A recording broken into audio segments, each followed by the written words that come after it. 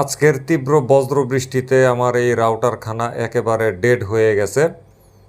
Line টাইন সব বন্ধ ছিল, আর ওই সময় কারেন্টই ছিল না, তারপরও এটা নষ্ট হয়েছে।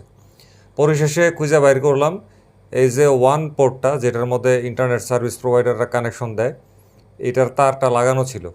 এটা তো আর আমরা সাধারণত খুলি না, কিন্তু আমিও খুলি নাই।